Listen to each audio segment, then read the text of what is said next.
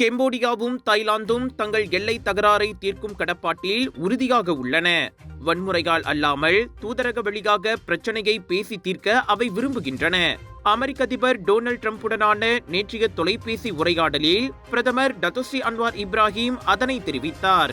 டிரம்பின் அண்மைய மலேசிய வருகையின் போது இரு நாடுகளும் அமைதி ஒப்பந்தத்தில் கையெழுத்திட்டன.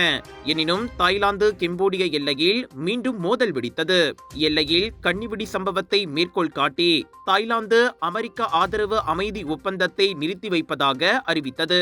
இதனால் ஆசியான் வட்டார அமைதி மீண்டும் கேள்விக்குறியான நிலையில் 2025 ஆசியான் தலைவருமான அன்வார் டிரம்புடன் பேசியுள்ளார். மலேசியா, அமெரிக்கா மற்றும் சீனாவின் ஆதரவுடன் உருவாக்கப்பட்ட கோலாலம்பூர் அமைதி ஒப்பந்தம் இன்னமும் நடைமுறையில் இருப்பதையும் அன்வார் அதன்போது உறுதிப்படுத்தினார். கம்போடிய தாய்லாந்து எல்லையில் மீண்டும் பதற்றம் ஏற்பட்டுள்ளதால் அமைதி பேச்சுவார்த்தைகளை நடத்த மலேசியா தயாராக இருப்பதாக வெளியுறவு அமைச்சர் டத்தோஸ்ரீ முகமது ஹசான் கூறியிருந்ததும் குறிப்பிடத்தக்கது.